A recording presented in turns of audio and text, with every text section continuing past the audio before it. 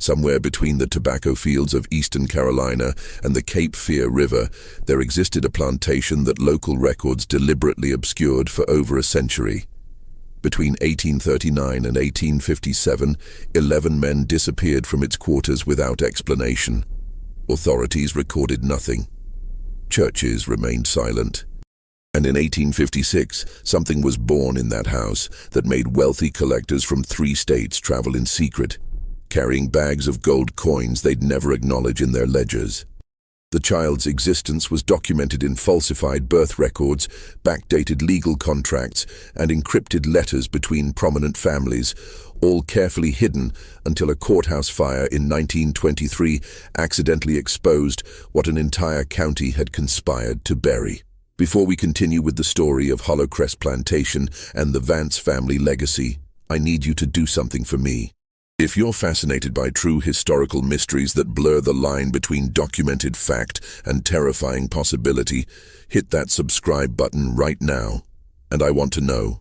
Drop a comment telling me what state or city you're listening from. Are you close to where this happened? Let's find out together. What makes this case particularly disturbing is not what was recorded, but what was systematically erased, and why an entire community chose silence over justice. Hollowcrest Plantation sat on 470 acres of increasingly exhausted soil in Duplin County, North Carolina, 7 miles south of where the roads forked toward Wilmington and Raleigh. By 1839, the estate that had once produced prosperity for 3 generations had become a monument to decline. The tobacco that had made the Vance family wealthy in the 1790s no longer grew with the same vigor. The soil, depleted by decades of intensive cultivation and the stubborn refusal to rotate crops, yielded smaller returns each harvest season. The house itself stood 3 stories tall, constructed from local cypress and brick fired in kilns on the property. Its windows faced east toward the sunrise, a deliberate choice made by the original builder who believed morning light would bless the family with continued prosperity. But by the time Nathaniel Vance inherited the estate in 1829 at age 37, those windows reflected only the reality of diminishing returns. Paint peeled from the columns. Several shutters hung at awkward angles, their hinges rusted by the humid coastal air. The formal gardens his grandmother had maintained with such pride had surrendered to weeds that grew waist-high by late summer. Nathaniel Vance was a man whose appearance suggested prosperity his circumstances no longer supported. He stood just under 6 feet tall, with the broad shoulders and thick hands of someone who had once performed manual labor, but had spent the last 2 decades avoiding it. His hair, still mostly dark at 47, was always pomaded and combed with precision. He wore tailored coats from a Wilmington clothier, even though he hadn't paid the man's invoices in 3 years. His boots were polished each morning by Samuel, one of the few enslaved men he hadn't yet sold to cover debts. The plantation maintained 32 enslaved people in 1839, down from 87 just 5 years earlier. Nathaniel had sold them in groups, families separated and scattered to plantations throughout the eastern counties, to textile mills in Raleigh, to shipbuilders in Wilmington who needed strong backs for heavy labor. Each sale provided temporary relief from creditors, but never enough to stop the slow collapse. The merchant bank in Wilmington held mortgages on both the land and the remaining people. The interest compounded quarterly. Nathaniel had married twice. His first wife, Catherine, died in 1829, giving birth to their 3rd child, a son who survived only 4 days. His second wife, Margaret, whom he married in 1831, came from a wealthy Charleston family. She brought a substantial dowry that temporarily stabilized the plantation's finances, and she brought something else. After 2 years of marriage, she gave birth to a daughter in the winter of 1827. The child, Elizabeth, was born during an ice storm that knocked down trees across 3 counties and killed livestock that couldn't find shelter. The midwife who attended the birth, a free woman of color named Ruth Carver, who had delivered babies throughout Duplin County for 20 years, noticed something wrong within hours. The infant's eyes did not follow the candle flame. They did not track movement. When Ruth passed her hand close to the baby's face, there was no response, no instinctive focusing that healthy newborns displayed. "Mr. Vance," Ruth had said carefully, standing in the doorway of the bedroom where Margaret lay exhausted, "the child cannot see. Both eyes. It is not temporary." Nathaniel's response was to immediately pay Ruth triple her usual fee and make her sign a document stating the child was healthy and normal in every way. He told her that if she spoke to anyone about the girl's condition, he would ensure she never worked in the county again. And in 1827, a free woman of color threatening a white man's reputation could face far worse consequences than unemployment. Ruth took the money and signed the paper with an X because she could not write her name, and she never spoke of it publicly again. Margaret Vance lasted 18 months after Elizabeth's birth before she took 40 drops of laudanum one April evening and never woke up. The official cause of death, recorded by Dr. Ephraim Stokes, was respiratory failure. No one questioned it. Women died frequently enough that another wealthy wife succumbing to unnamed illness drew little attention. She was buried in the family plot behind the house, beneath a marker that listed her name, dates, and nothing else. Nathaniel raised Elizabeth in near isolation. The girl grew up confined primarily to the second floor of the house, in rooms where the windows were kept shuttered.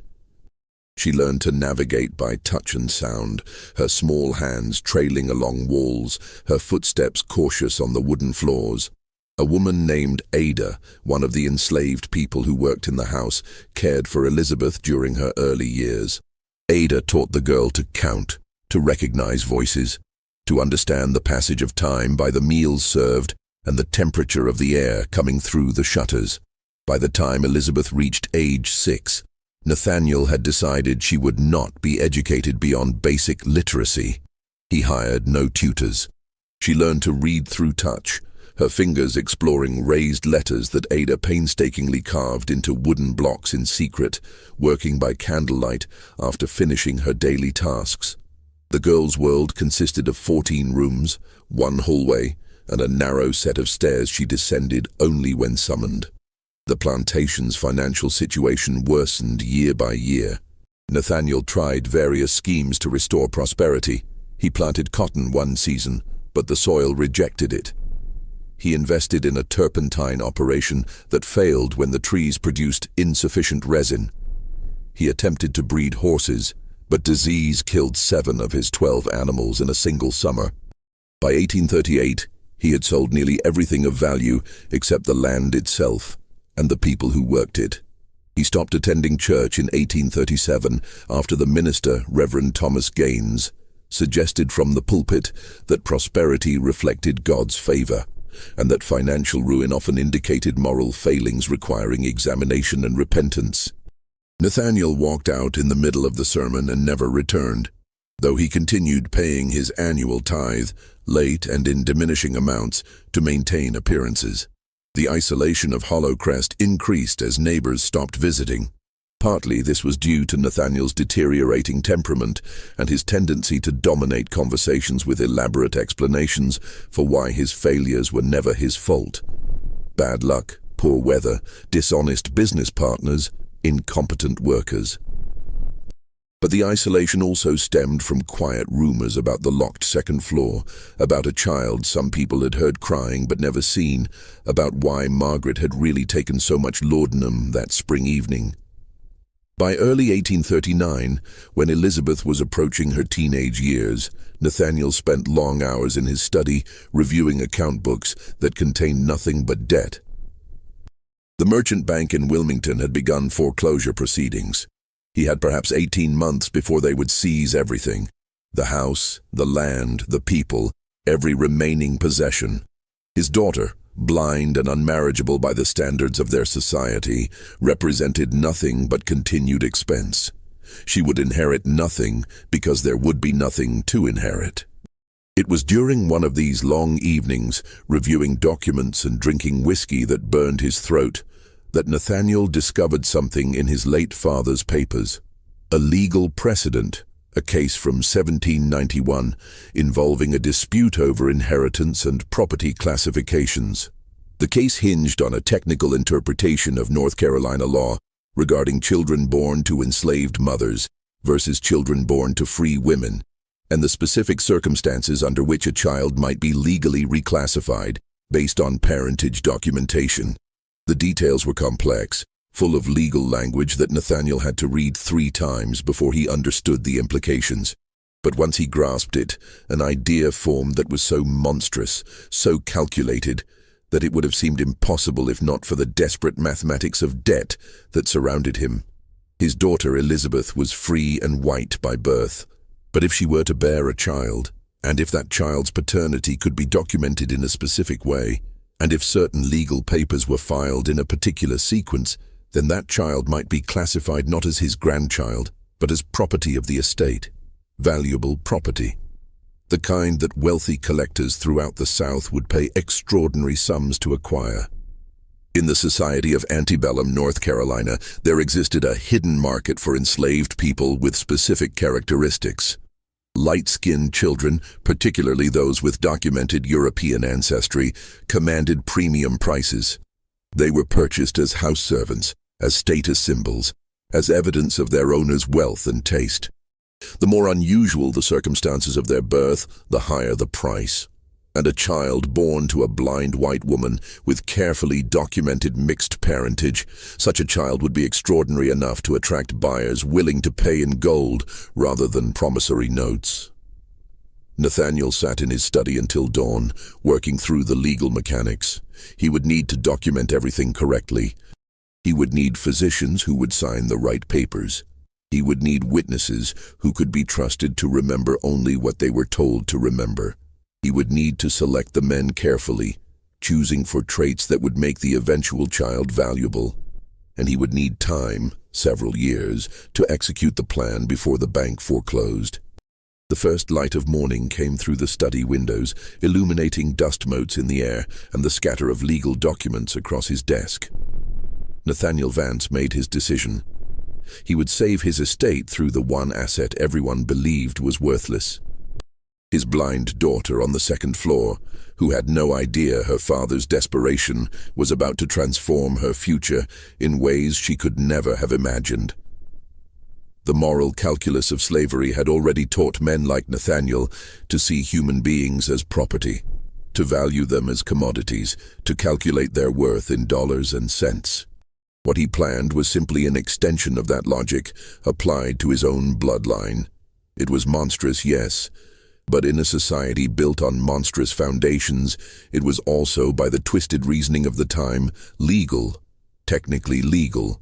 Legal enough that with the right documentation and the right silence from the right people, it could work. Outside, morning broke over the exhausted fields of Hollow Crest Plantation. Enslaved people emerged from their quarters to begin another day of labor. Ada climbed the stairs to bring Elizabeth her breakfast, and Nathaniel Vance began writing letters to 3 men he knew would understand what he was proposing and why, because they too were drowning in debt, and they too had learned to see opportunity where decent people saw only horror. The conspiracy was about to begin. The first letter Nathaniel Vance wrote went to Dr. Ephraim Stokes, the physician who had attended Margaret's death and signed the certificate declaring respiratory failure. Stokes maintained a practice in Cannonsville, the county seat, where he served as both doctor and coroner. He was 56 years old, recently widowed, and heavily in debt after his late wife's extended illness had consumed his savings. More importantly, he was the only physician within 30 miles who had the authority to sign birth certificates, medical examinations, and legal certifications without significant scrutiny. The letter was carefully worded. Nathaniel wrote of needing medical consultation regarding his daughter's future welfare, of certain legal arrangements that might require professional documentation, of compensation that would be generous and guaranteed regardless of the estate's other financial difficulties. He did not specify details. Men like Stokes understood that certain conversations happened only in person, in private, where no written record could later surface. The second letter went to Magistrate Calvin Pritchard, who presided over legal matters in Duplin County from an office above a tobacco warehouse in Kenansville. Pritchard was 48, ambitious, and frustrated by his limited opportunities in a county where the established wealthy families controlled most positions of real power. He had accumulated gambling debts in Wilmington, debts owed to men who did not accept delayed payment or negotiated settlements. Nathaniel knew about these debts because Pritchard had approached him 2 years earlier seeking a loan, which Nathaniel had refused. Now that refusal became leverage. The letter to Pritchard mentioned a legal matter requiring expert consultation regarding property law and inheritance statutes, hinting at significant compensation for services rendered. Again, no specifics, just enough to ensure Pritchard would come to Hollowcrest prepared to listen.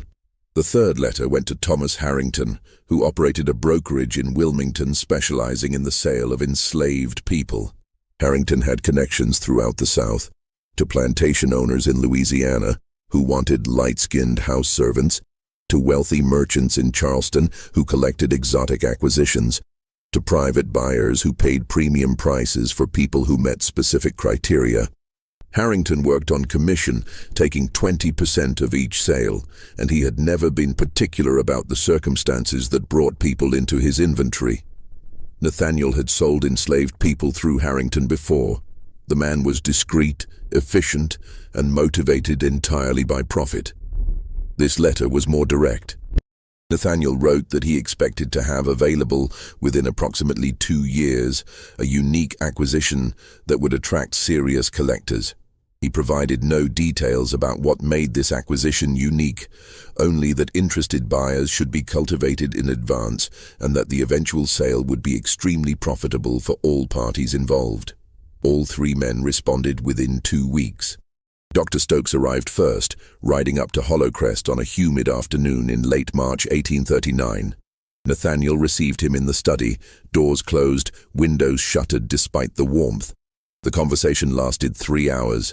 When Stokes emerged, his face was pale, but he carried a leather portfolio containing papers Nathaniel had prepared, legal precedents, property law interpretations, medical documentation protocols. Stokes left with a promissory note for $500, payable upon completion of certain specified services. He signed the agreement without hesitation. Magistrate Pritchard came next, arriving after dark to avoid being seen by too many people. His meeting with Nathaniel lasted longer, nearly 5 hours, because the legal mechanisms were more complex. Property classification statutes, documentation requirements, registration procedures, timing requirements for filing various certificates with county and state authorities. Pritchard took extensive notes. When he finally left, well after midnight, he carried copies of the relevant statutes and a promissory note for $800. He also carried Nathaniel's explicit promise that those gambling debts in Wilmington would be settled in full from the proceeds of the eventual sale. Thomas Harrington required no in-person meeting.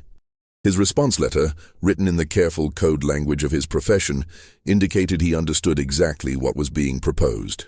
He had 3 potential buyers already in mind: a plantation owner near Baton Rouge who collected unusual acquisitions, a Charleston merchant who operated a private salon featuring exotic servants, and a wealthy Virginia family seeking a particular kind of status symbol. All 3 would pay between $3,000 and $5,000 for the right acquisition. Harrington's commission would be 20%, as always. He suggested Nathaniel begin the process as soon as possible, as market conditions were favorable and discretion was guaranteed. With his conspirators secured, Nathaniel turned to the most delicate part of his plan, preparing Elizabeth. The girl was now approaching her teenage years, navigating her second-floor prison with the confidence of long practice. Ada still cared for her, bringing meals, reading to her in the evenings, helping her bathe and dress. Elizabeth trusted Ada completely. That trust would be essential. Nathaniel began by changing Elizabeth's routine. Instead of taking meals in her room, she was now required to come downstairs to the formal dining room once each week. She was terrified at first. The stairs were a challenge she had rarely attempted. But Ada helped her, guiding her step by step until she learned the count. 16 steps down, turn left, 12 paces to the dining room door. During these meals, Nathaniel spoke to Elizabeth about duty and family obligation. He told her the plantation was in danger, that they might lose everything, that she needed to understand her role in preserving their legacy. He never mentioned specifics, not yet. He simply accustomed her to being downstairs, to following instructions, to accepting that her father's plans were not subject to her understanding or approval. In May of 1839, Nathaniel began selecting the men. He reviewed the enslaved population of Hollow Crest with the cold calculation of someone breeding livestock for market. He wanted specific physical characteristics: height above average, symmetrical features, lighter skin tones if possible, no obvious physical defects or scars. He also wanted men who were young, healthy, and unlikely to resist or attempt escape afterward. The first man he selected was named Jacob. He was 24 years old, tall and strongly built from years of field labor. His mother had been part of the household when Nathaniel's father ran the plantation. His father had been a white overseer who left North Carolina before Jacob was born. Jacob's skin was several shades lighter than most of the other enslaved people at Hollow Crest, and his features suggested mixed ancestry.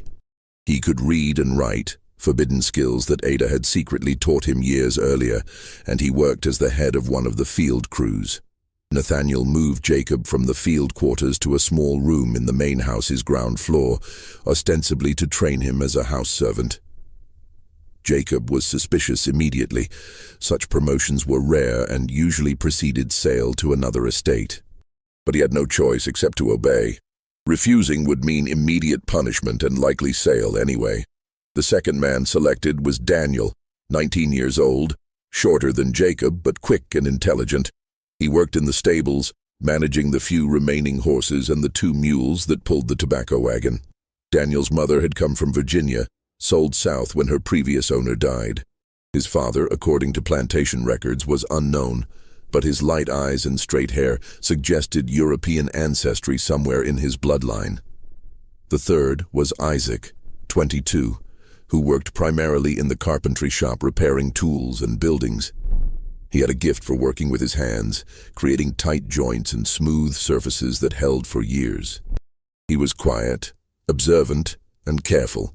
Qualities that made overseers trust him with important tasks, but also qualities that made him dangerous. Because quiet observation meant he understood far more than he revealed. Nathaniel selected 8 others over the following weeks, rotating them into various positions around the main house. Some worked in the kitchen, others maintained the gardens. 1. A man named Samuel, who had been with the family for 30 years, served as Nathaniel's personal valet. All 11 were isolated from the remaining enslaved population, housed separately, given better food and lighter work. The other enslaved people at Hollow Crest noticed these changes and whispered about them in the evenings after labor ended. Something was happening in the main house. Master Vance was planning something. The men being selected were all young, all strong, all being treated with unusual care. But no one knew exactly what was coming, only that it would not be good, because nothing involving unusual attention from Nathaniel Vance ever ended well. During the following years, Nathaniel refined his legal documentation. Magistrate Pritchard visited Hollow Crest several more times, each visit occurring after dark to avoid observation. They reviewed the property classification statutes repeatedly, ensuring every detail was correct. They prepared multiple versions of Elizabeth's birth certificate, one accurate, one falsified, to suggest she was born to an enslaved mother. The full certificate would be filed years hence, backdated to 1827, replacing the accurate document in county records. Pritchard had the authority to make such substitutions, and no one would question his certification.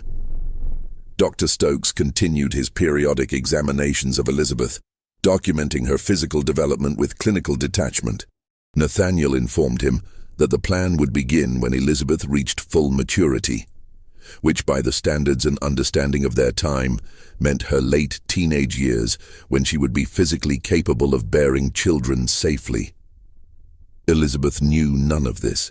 She continued her limited existence on the second floor, unaware of the conspiracy developing around her. Ada tried several times to find ways to warn her, but what could she say? The truth was too horrible, and speaking it aloud would result in Ada's immediate sale and punishment. So Ada remained silent, helping Elizabeth learn and grow while knowing that a terrible future awaited the girl. It was an elaborate fiction that rested on a horrible truth. In the legal system of antebellum North Carolina, enslaved status followed the mother's condition. If Nathaniel could create documentation suggesting Elizabeth was enslaved, documentation that no one would challenge because he controlled the witnesses and authorities, then her child would automatically be enslaved as well, regardless of the child's actual ancestry. The fact that Elizabeth was actually his legitimate daughter would be obscured by carefully constructed lies, by backdated papers, by the silence of everyone involved. Magistrate Pritchard began preparing the legal documents, property registrations, ownership transfers, birth certificate templates ready to be filled in years hence. Every document was precisely dated, precisely worded, designed to create an unbreakable legal chain. Pritchard worked alone in his office above the tobacco warehouse, windows shuttered, lamp burning long after midnight. No clerks assisted him, no other lawyers reviewed his work. The conspiracy succeeded because it involved so few people, and because those people were motivated by either debt or greed to maintain absolute silence. Thomas Harrington, meanwhile, cultivated his buyers. He sent carefully worded letters describing an upcoming acquisition that would be unique in the market. A child of mixed ancestry with extraordinary circumstances of birth, educated and refined beyond typical classifications. He did not mention Nathaniel Vance or Hollowcrest Plantation. He only said the acquisition would be available in approximately 3 years and that serious buyers should prepare funds accordingly.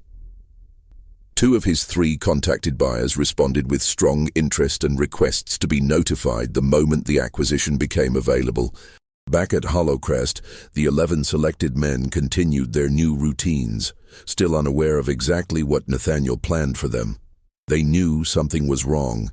The isolation, the special treatment, the way Ada sometimes looked at them with what seemed like pity. But in the system that controlled their lives, questioning the master's intentions was pointless. They worked, they obeyed, and they waited to discover what fresh horror awaited them. Ada knew more than the men.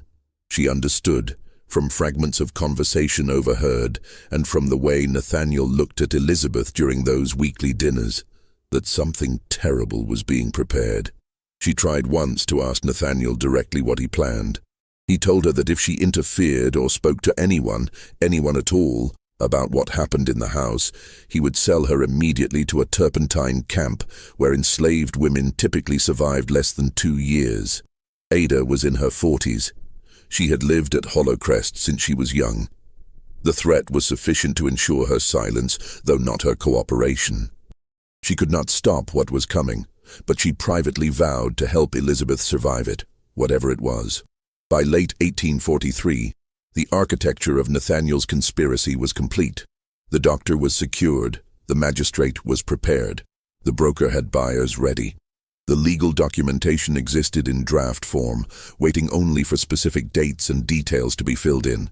The men were selected and isolated, and Elizabeth, now 16 years old, continued her routines on the second floor, unaware that her father had already mapped out her future and her child's future to pay his debts.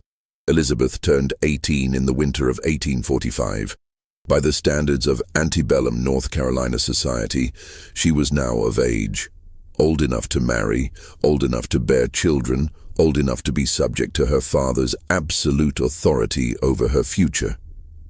The merchant bank in Wilmington had given Nathaniel until January 1846 to pay his accumulated debt or face foreclosure. The timeline was tight, but Nathaniel judged it sufficient. In the spring of 1845, Dr. Stokes examined Elizabeth and certified her physically capable of pregnancy. The examination was clinical and impersonal. Elizabeth, isolated her entire life, had no framework to understand what was being assessed or why. Stokes documented everything, and signed the medical certificate that Nathaniel required for his legal documentation.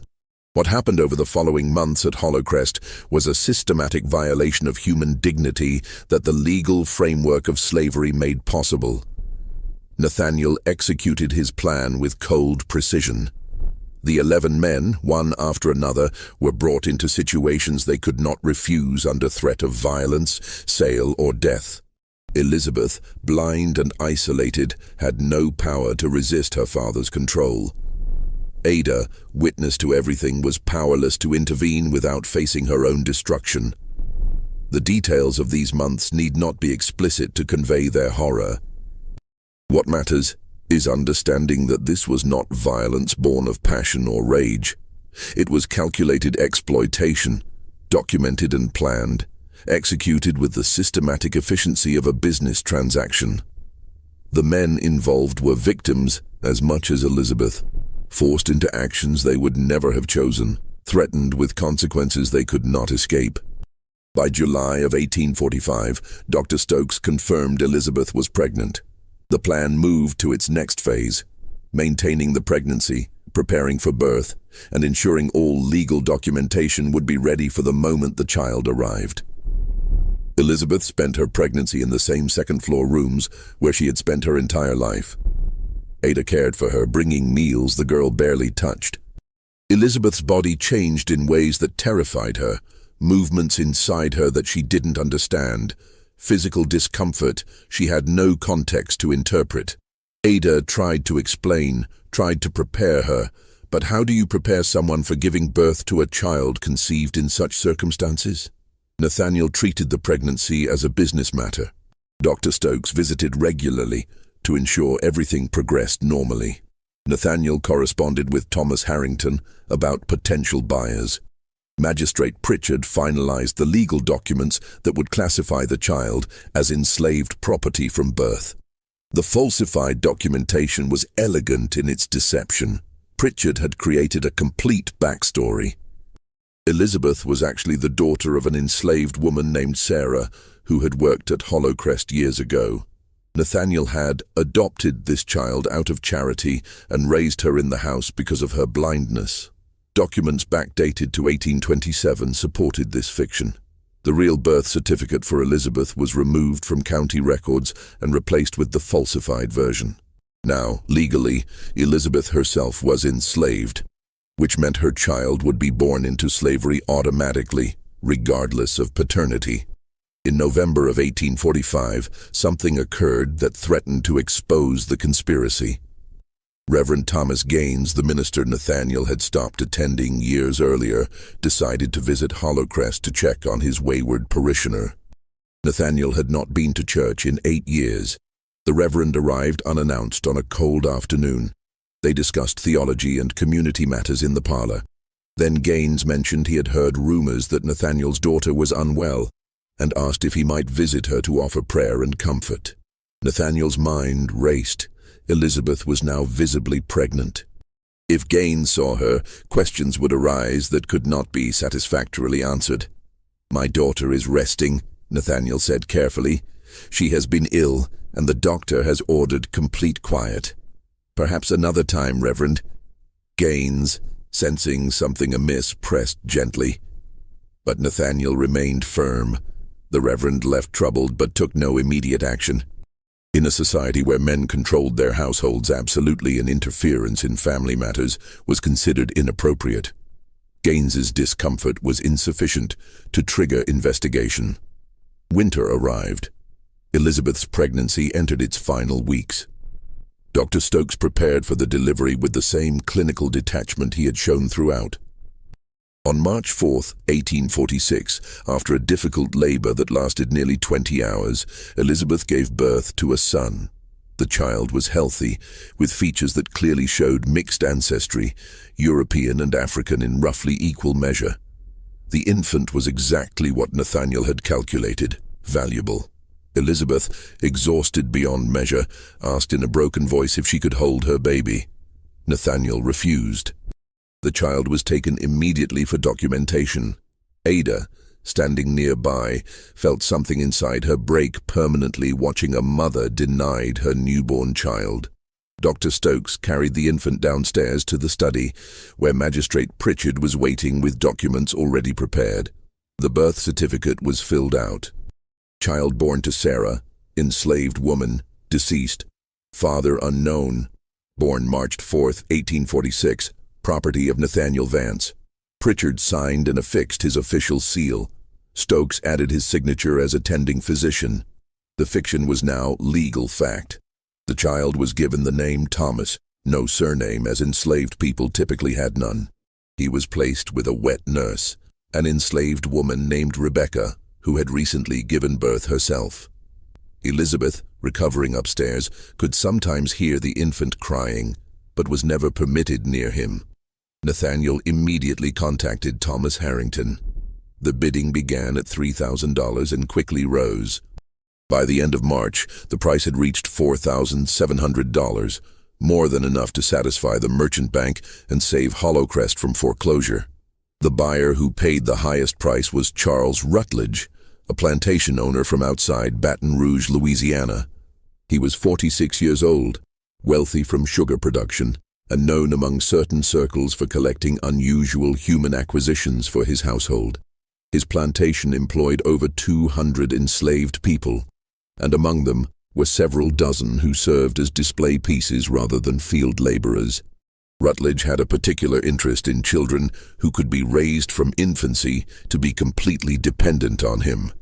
He saw himself as a benevolent master who gave his special acquisitions lives of relative comfort in exchange for their absolute obedience. The logic of slavery had so thoroughly corrupted his moral reasoning that he genuinely thought purchasing an infant to be raised as exotic property was an act of generosity. He arrived at Hollowcrest on April 17, 1846, traveling by private coach with 2 servants. Nathaniel received him in the parlor. They discussed business, crop yields, market conditions, mutual acquaintances. Only after these pleasantries did Rutledge mention the real purpose of his visit. "I understand you have an unusual acquisition available," he said carefully. "I do," Nathaniel confirmed. "Born 6 weeks ago.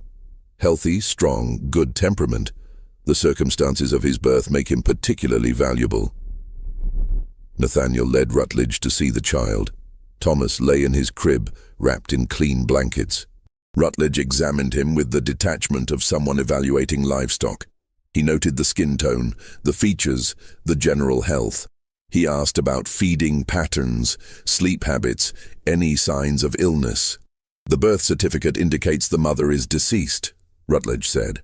"What were the circumstances?" Nathaniel explained that the child's mother, Sarah, had been an enslaved woman who died during childbirth, a common enough occurrence that raised no suspicion. He showed Rutledge the birth certificate signed by both Dr. Stokes and Magistrate Pritchard. He emphasized that the child was legally classified as enslaved property from birth, with clear documentation. What Nathaniel did not mention was that Elizabeth was recovering upstairs, that the dead Sarah was actually his living daughter, that the entire documentation was fraud. Rutledge asked no questions that would have exposed these lies because wealthy buyers purchasing unusual acquisitions understood that discretion was essential. $4,700, Rutledge said. "Payable in gold today, if the child can travel immediately." "Agreed," Nathaniel said without hesitation. The transaction was completed within 2 hours. Rutledge's servants counted out gold coins, mostly eagles and double eagles, heavy and bright. Nathaniel signed the bill of sale. Magistrate Pritchard, present to witness, affixed his seal to the document. Rebecca, the wet nurse, prepared Thomas for travel. She wrapped him in warm blankets and gathered his few possessions. She had grown attached to the infant over the 6 weeks she had cared for him, but she had no power to resist this sale. She kissed the baby's forehead once before handing him to Rutledge's servants. Elizabeth, lying in her room upstairs, heard the commotion of departure, horses, carriage wheels, voices. Ada came to her and said quietly, "They are taking the baby away." "Where?" Elizabeth asked. "Louisiana. You will never see him again." Elizabeth had not been permitted to hold her son even once. She did not know his name. She had heard him crying but had never touched him, never fed him, never been allowed near him. The child was gone, and with him went any illusion that what had happened to her had been anything other than a calculated business transaction. Nathaniel watched Rutledge's carriage disappear down the road. He returned to his study, opened the safe, and counted the gold. $4,700. Enough to satisfy the bank's demand, with funds remaining for operations. The next morning, Nathaniel traveled to Wilmington and paid off the mortgage in full. The bank's president congratulated him on finding resources to save his estate. The foreclosure was cancelled. Hollowcrest was saved. But the conspiracy had left too many witnesses, too many people who knew fragments of truth. Nathaniel understood that his secret was only as safe as the silence of everyone involved, and silence, he knew, was difficult to maintain indefinitely. The first crack in the conspiracy appeared 8 months after the sale, in December of 1846. Isaac, one of the 11 men, attempted to end his own life. He was discovered and stopped before he succeeded, but the attempt itself signaled that the psychological toll of what had occurred was becoming unsustainable. Isaac had been unable to reconcile what he had been forced to do with his continued existence. Nathaniel had him punished for the attempt and then sold him to a plantation in Virginia. The sale served 2 purposes: punishment and elimination of a witness. Isaac disappeared from Duplin County, taking his knowledge with him but also spreading it in whispered fragments to people he encountered in his new location. Ada remained at Hollowcrest, still caring for Elizabeth, but her demeanor changed. She became withdrawn, speaking less, moving through her duties mechanically. Other enslaved people noticed and asked what was wrong, but Ada would not explain. The weight of what she had witnessed, combined with her inability to prevent or expose it, was crushing her spirit day by day. In March of 1847, exactly 1 year after Thomas's birth, Elizabeth's psychological state deteriorated sharply. She had been largely withdrawn since the delivery, barely eating, speaking only in monosyllables, spending her days lying in bed staring sightlessly at the ceiling. Now she began having episodes, screaming without provocation, refusing food for days, retreating so far into herself that Ada feared she might never return. Dr. Stokes was summoned. He examined her and declared she was suffering from nervous hysteria, a common diagnosis for women experiencing severe distress. His treatment consisted of laudanum and confinement. Elizabeth was kept sedated for weeks at a time, existing in a fog that provided no actual healing, only temporary suppression of symptoms. Nathaniel found her condition inconvenient. She required constant supervision. Ada could no longer manage her alone, so Nathaniel had to assign another enslaved woman to help. The additional attention meant more people aware that something was deeply wrong in the household, more potential witnesses to fragments of truth. In June of 1847, Reverend Gaines made another attempt to visit Elizabeth. He had been troubled by his previous encounter and had heard rumors in town that the daughter was gravely ill. This time he arrived unannounced, hoping to catch Nathaniel unprepared. He succeeded. Nathaniel was away in Cannonsville on business when Gaines arrived. Ada answered the door. The Reverend explained he had come to offer spiritual comfort to Elizabeth. Ada, exhausted and desperate, made a decision that would have consequences. She let him in. Gaines climbed the stairs to Elizabeth's room. He found her lying in bed, thin and pale, eyes open but unseeing, clearly suffering from something far beyond ordinary illness. He sat beside her and asked gentle questions. At first she did not respond, then slowly she began to speak. She told him fragments of what had happened. She did not have clear vocabulary to describe everything, but she spoke of confinement, of her father's plans, of men brought to her room, of pregnancy, and a child taken away. The story came out disjointed and incomplete, confused by medication and trauma, but Gaines understood enough to be horrified. When Nathaniel returned that evening and discovered Gaines had been in the house, he felt cold fear for the first time in years. He found Gaines sitting in the parlor, waiting. "Nathaniel," the Reverend said quietly, "what have you done?" "My daughter is deeply troubled," Nathaniel replied carefully. She suffers from nervous hysteria. Her mind creates fictions. Dr. Stokes has documented her condition. Whatever she told you is the product of illness, nothing more. I do not believe you. Then believe Dr. Stokes. Believe Magistrate Pritchard. Believe anyone in this county who will tell you that my daughter has been unwell for years, and that her words cannot be trusted. Gaines left that evening, but he was not satisfied. He began asking questions in Kenansville, discreet questions about the Vance family, about Elizabeth, about any unusual events at Hollowcrest. He learned about the merchant bank's near foreclosure and the sudden payment that saved the estate. He learned that Nathaniel had been seen with significant amounts of gold in early 1846. He heard whispers about enslaved men being kept isolated in the main house for extended periods. Gaines went to Magistrate Pritchard and expressed his concerns. He did not accuse anyone directly. He knew that would be dangerous, but he asked if there had been any unusual registrations or property transfers involving the Vance estate recently. Pritchard, who had hundreds of dollars of Nathaniel's gold hidden in his home, assured the Reverend that everything involving the Vance family was entirely proper and legally documented. He suggested that Gaines was meddling in matters that did not concern him, and that continued inquiry might be viewed as harassment of a respectable family. The warning was clear. Gaines understood that pursuing the matter further would make him enemies among the county's power structure. He was a minister with no legal authority, no investigative power, and no allies willing to challenge men like Nathaniel Vance and Calvin Pritchard. He recorded his suspicions in a private journal, but he took no further action. The conspiracy held because everyone with power had motivation to protect it. Dr. Stokes had been paid and had signed documents that would destroy his medical license if exposed as fraudulent. Magistrate Pritchard had facilitated fraud and falsified official records. Thomas Harrington had brokered the sale and collected his commission. Charles Rutledge owned a child whose purchase would be investigated if questions arose about the legitimacy of the transaction.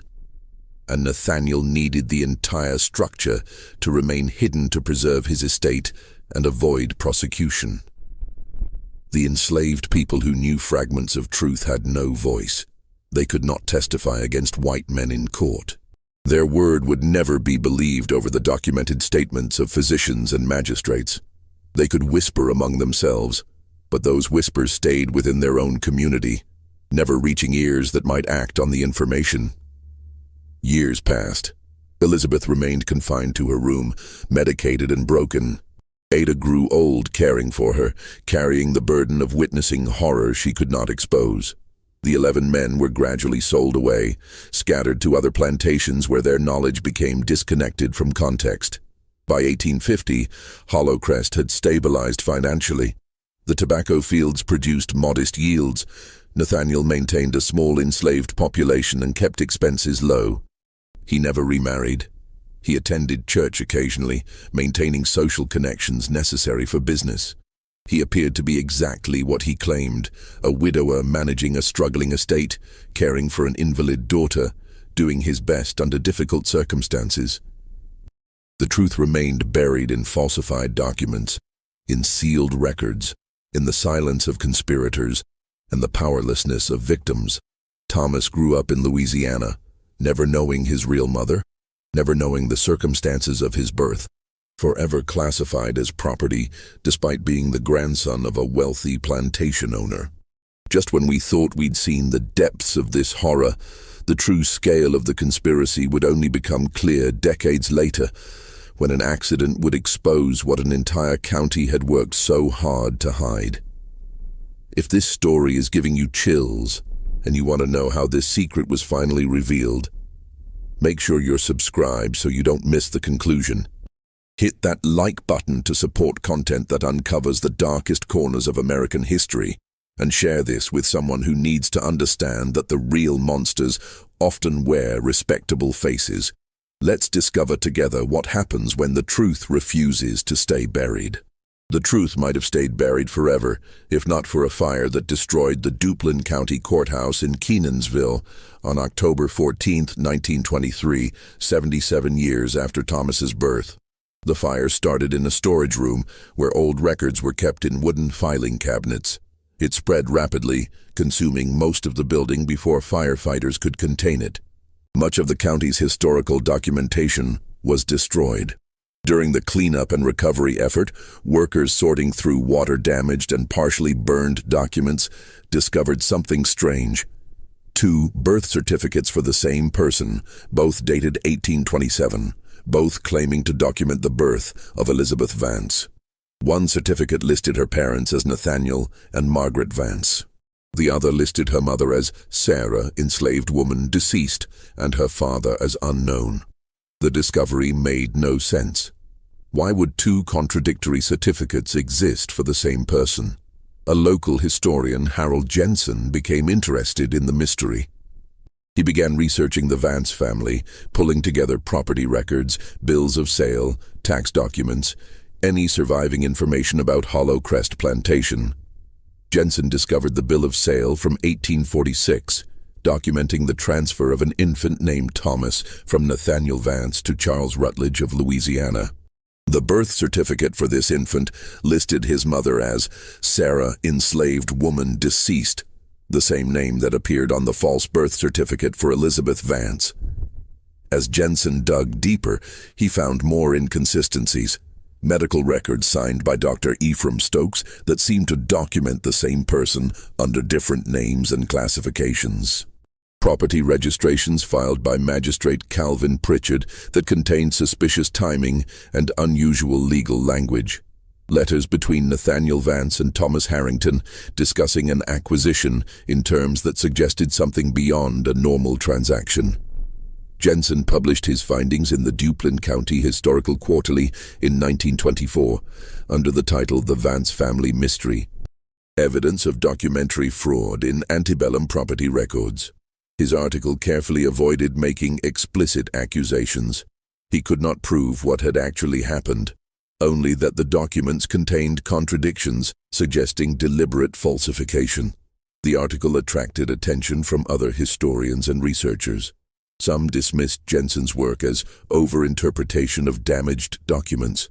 Others argued he had uncovered evidence of one of the most disturbing cases of legal exploitation in North Carolina's history: a father selling his own grandson by deliberately classifying the child as enslaved property through fraudulent documentation. Additional evidence surfaced over the following years. A diary kept by Reverend Thomas Gaines was discovered in a church archive in 1931. It contained entries describing his visits to Hollow Crest, his conversation with Elizabeth, his suspicions about what had occurred, and his frustration at being unable to pursue the matter due to the county's power structure protecting Nathaniel Vance. In 1947, a descendant of Ada located a collection of letters Ada had written late in her life to a friend. These letters, never mailed, were found among Ada's possessions after her death. In them, she described in painful detail what she had witnessed at Hollow Crest: the conspiracy, the systematic exploitation, the birth of Thomas, the sale to Charles Rutledge. She wrote, "I witnessed evil that I was powerless to stop, and that powerlessness has haunted me every day since.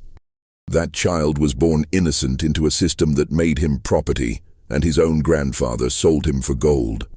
These discoveries built a circumstantial case that historians now largely accept as accurate. Nathaniel Vance, facing financial ruin, orchestrated a conspiracy involving a physician, a magistrate, and a broker to exploit his blind daughter for profit. He used falsified legal documents to classify her child as enslaved property and sold that child to a Louisiana buyer for $4,700, using the proceeds to save his plantation from foreclosure. The conspiracy succeeded because it exploited the legal framework of slavery, which already classified human beings as property and gave masters nearly absolute power over them. It succeeded because the people with authority, doctors, magistrates, brokers, were motivated by debt and greed to participate.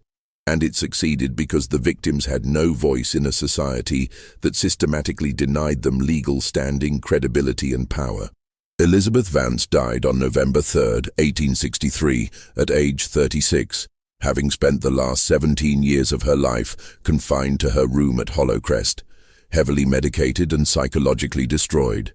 She was buried in the family plot without ceremony.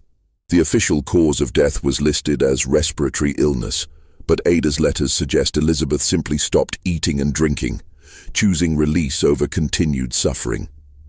Nathaniel Vance survived until 1871, dying at age 79. He never faced legal consequences for what he had done. He maintained his position in the community until the Civil War disrupted plantation society. After the war, he lived quietly at Hollowcrest, the estate diminished but still functioning. He was found dead in his study one morning in February, a half-empty bottle of whiskey beside him and account books spread across his desk, still calculating profits and losses until his final moments. Dr. Ephraim Stokes died in 1854 of a stroke. Magistrate Calvin Pritchard was killed during the Civil War in 1864 when a Union cavalry unit raided Kenansville. Thomas Harrington continued his business until the Emancipation Proclamation, after which he declared bankruptcy and died in poverty in 1867. Ada lived until 1882, surviving long enough to see the end of slavery, but never recovering from the trauma of what she had witnessed at Hollowcrest.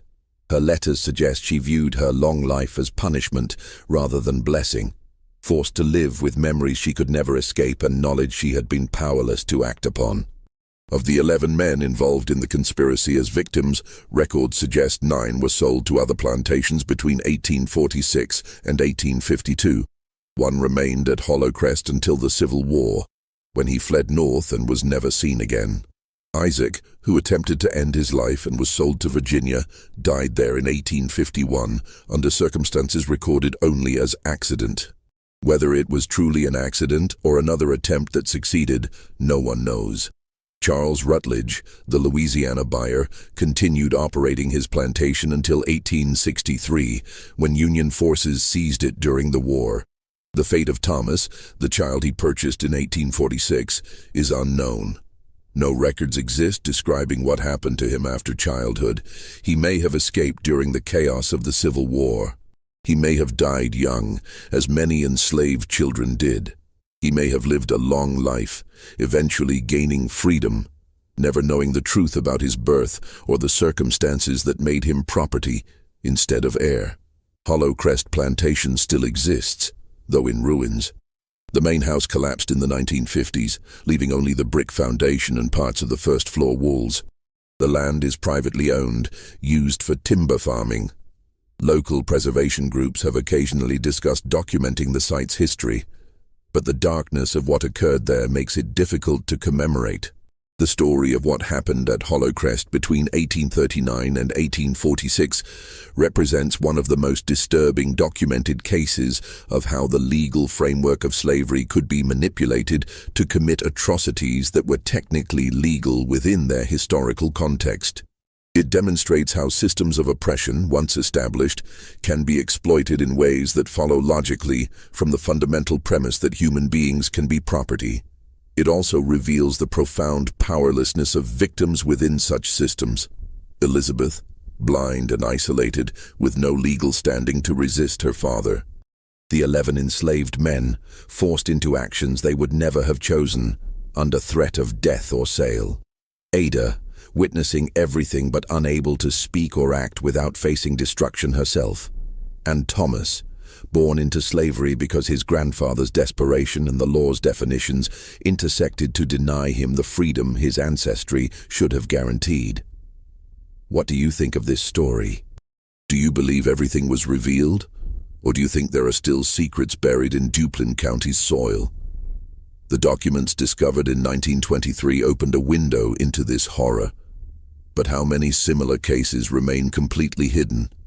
Their victims and perpetrators all dead, their stories erased by time and deliberate destruction of evidence? Leave your comment below and tell me what you think.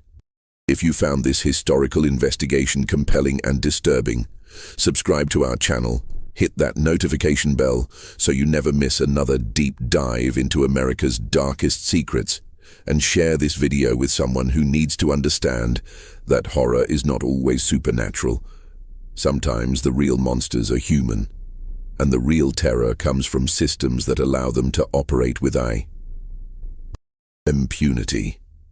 See you in the next video, where we'll uncover another piece of history that was meant to stay buried forever.